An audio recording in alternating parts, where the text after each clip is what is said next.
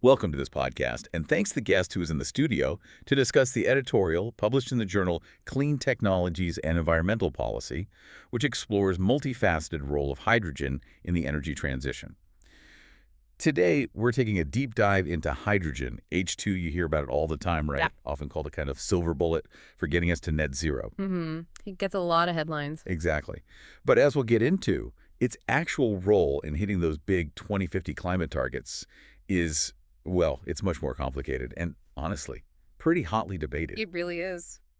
So our mission today isn't really about giving you final answers. It's more about, cutting through some of that noise. We want to unpack what this editorial says about the key roles for hydrogen, the problems that exist right now, some of the really critical questions we should be asking. Getting a clearer picture. Precisely. A more informed view of where hydrogen actually fits in this whole energy transition puzzle.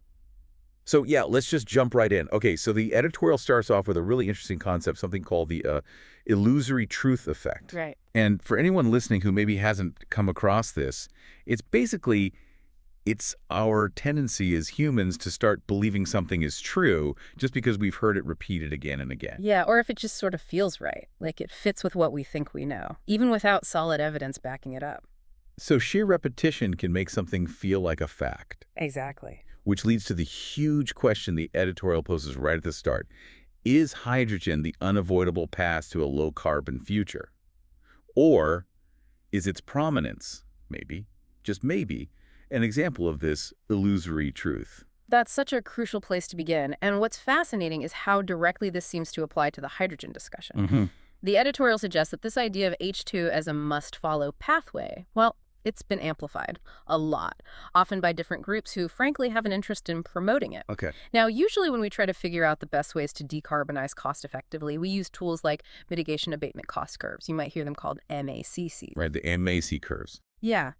Think of them as kind of a strategic guide. Companies use them, governments use them to find the cheapest ways to cut emissions. Makes sense. And here's the key thing. These MACC analyses, they almost always show hydrogen as one piece of the puzzle, one contribution among many. Not the only solution. Never the only solution. But this illusory truth can actually be encouraged, The editorial points out that one way this happens is by questioning how relevant these cost curves even are. Undermining the economic analysis. Exactly. Especially by downplaying the economic performance bit. The World Bank has sort of flagged this too. And if you connect that to the bigger picture, like the UN Sustainable Development Goals, Goal #7 calls for energy that's both affordable and clean. Both parts are important. Vitally important. But the risk is the focus on clean becomes so loud that it drowns out the affordable part and the inclusivity part too. Which raises a really tough question. It does. If we chase clean but forget about affordable, what does that mean for society? Especially, for developing countries or people who are already struggling with energy costs. That's a sobering thought. It really grounds the discussion. Yeah. So, okay, let's talk practicalities then. Where is green hydrogen actually being used now in the near term? And what are the real tangible roadblocks it's hitting? Right. Because we know most hydrogen used today is gray hydrogen, made from natural gas, mostly for things like refining oil or making ammonia. That's the vast majority. The big push is towards green hydrogen, made with renewable electricity, right? The cleanup industry maybe use it as a chemical feedstock or store renewable energy. But how much of that is actually happening? Well, the ambition is definitely there, but the reality on the ground faces some pretty significant challenges. Like what? First off, cost. Green H2 is just way more expensive right now than the gray stuff made from fossil fuels. Okay, that's a big one. It is. And because of that cost gap, green hydrogen is only a tiny, tiny fraction of the total hydrogen market today. And what's maybe more worrying, according to the International Energy Agency, its growth is lagging way behind where it needs to be for those 2050 net zero targets. So it's not scaling up fast enough. Not nearly. Another big issue is what they call low technology readiness levels for a lot of the ways we plan to use hydrogen for decarbonization. Meaning the tech isn't quite there yet. In many cases, yeah. The editorial even uses this phrase comparing the grand idea of power to H2 to everything, using green hydrogen for basically everything. Right, the power to X concept. They compare it to chasing a unicorn because there just isn't solid proof yet that it's viable on a massive scale. Wow, chasing a unicorn. That's quite a statement. It is. And think about the energy needed just to make green hydrogen. It takes roughly 55 kilowatt hours of electricity to produce 1 kilogram of H2. That's a lot of energy. A huge amount. And it's not always zero carbon either. The actual CO2 emissions depend entirely on where that electricity comes from. Using offshore wind power, you might get quite low emissions, maybe a zero point 0.4 to zero point 0.8 kilograms of CO2 equivalent per kilo of hydrogen. Which is pretty good. It is. But if you're using solar power, depending on the grid mix and manufacturing, it could be higher, maybe 1.7 to 4.4 kilograms of CO2 equivalent. So while it can cut carbon, the big hurdles stopping green hydrogen today are definitely those high production costs and, maybe even more fundamentally, a serious lack of the necessary infrastructure.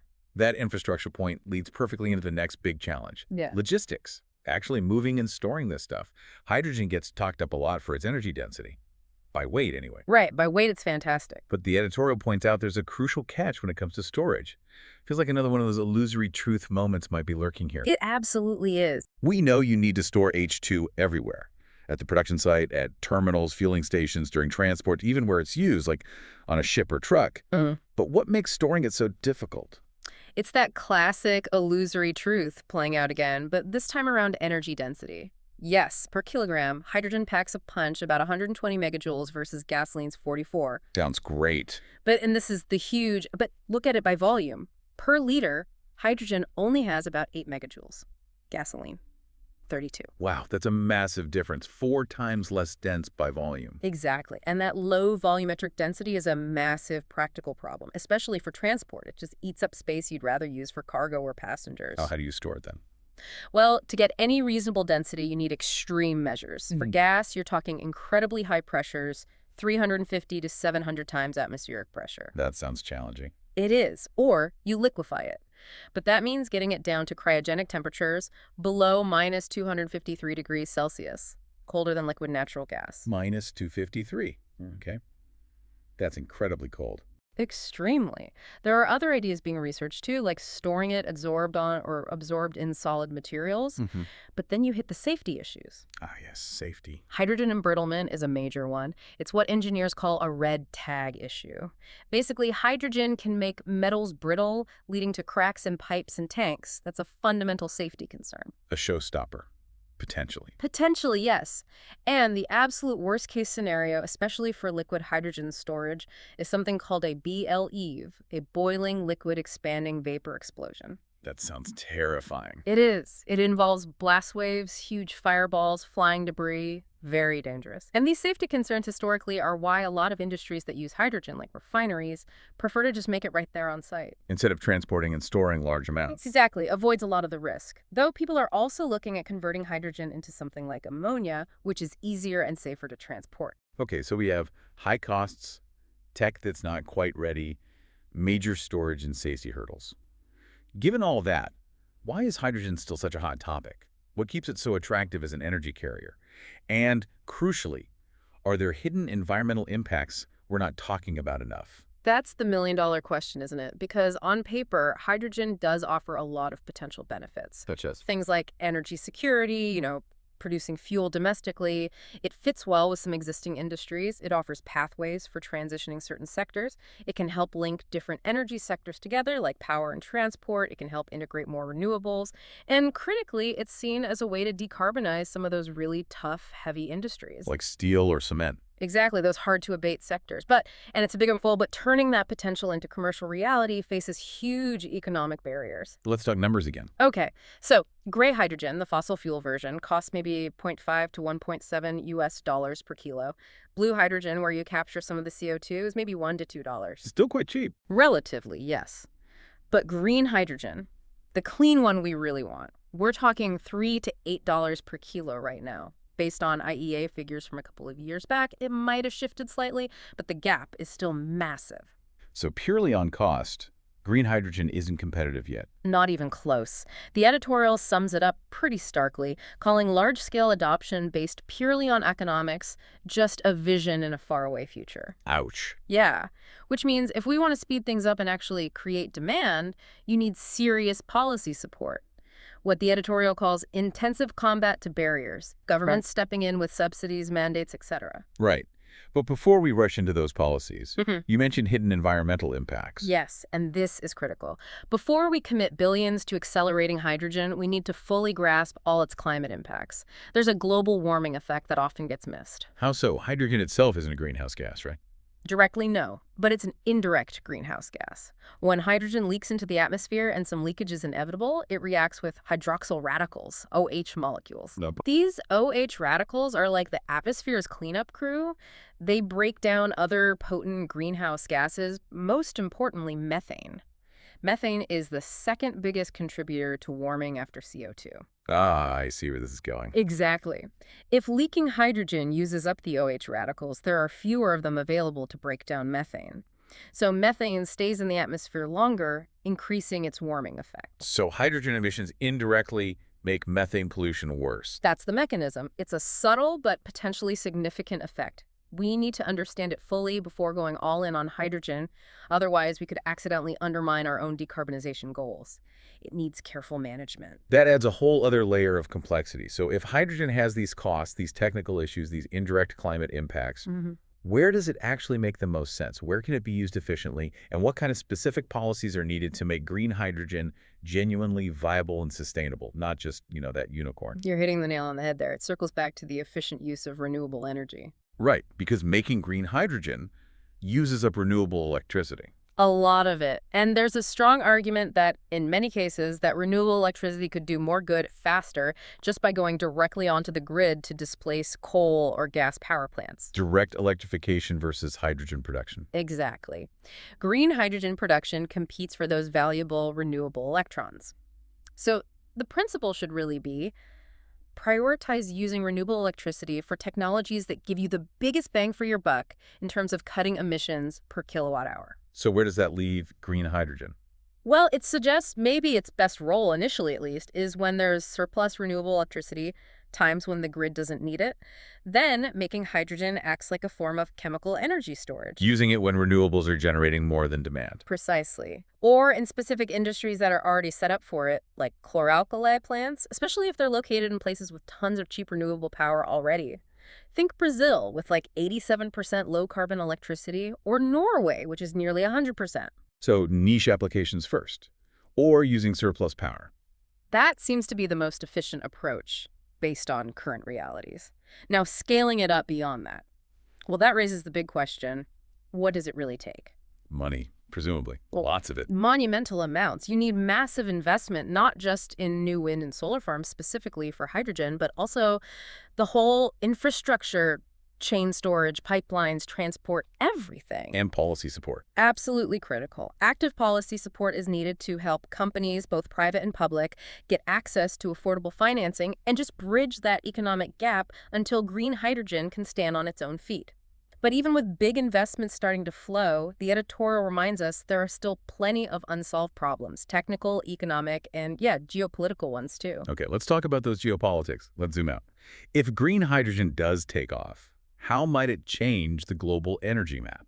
How does it compare to the geopolitics of oil and gas that we're so used to? That's where things get really interesting, actually. It's potentially a major shift. How so? Well, think about where you can make green hydrogen most cheaply. You need lots of sunshine and wind, right? Right. So different places than where oil and gas are concentrated. Exactly. Many regions with the best renewable resources are in the global south. Other things help too, like having existing natural gas infrastructure or expertise, and being close to places that will need to import hydrogen. So the map of energy producers could change significantly. It really could. Now, it might inherit some aspects of today's energy politics, but overall, the game is likely to change quite dramatically. Why? Because hydrogen production probably won't be concentrated in just a few countries like oil is. It'll be more distributed. Which means? Less chance of energy cartels like OPEC having the same kind of influence. More players on the field. Interesting. Are there projections for specific countries? Yeah, there are. For instance, China is expected to be a huge producer, but also a major importer. Countries like Brazil, South Africa, Australia look like they could become big exporters. In the U.S., Europe. The U.S. might be largely self-sufficient. But places like Japan, Korea, and Europe are expected to rely heavily on imports. So for Europe, that could mean trading dependence on, say, Russian gas for dependence on potentially neighbors in North Africa or the Middle East, which brings its own set of geopolitical considerations, of course. The editorial mentions some of these partners might be seen as unpredictable. So shifting dependency is not necessarily eliminating them. Possibly. IRENA, the International Renewable Energy Agency, looked at this and highlighted a few key things. First, we need to be smart about where we use hydrogen first to get the fastest decarbonization wins. Second, remember, hydrogen is just one part of a much bigger energy transition. Don't look at it in isolation. Good point. And third, it's definitely sparking a global race for technology leadership, and the trade patterns that emerge will reshape relationships between countries.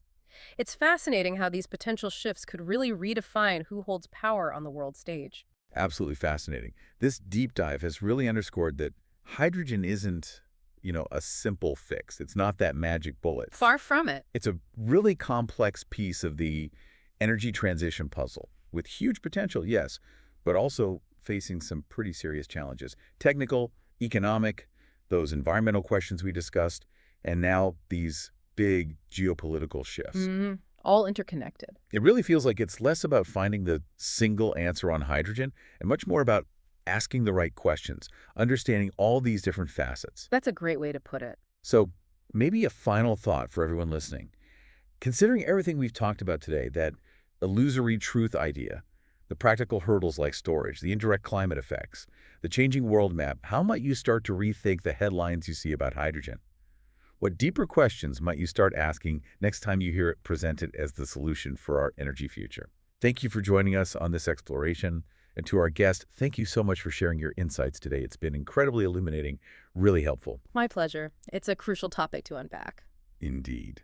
Goodbye for now, and we look forward to our next deep dive.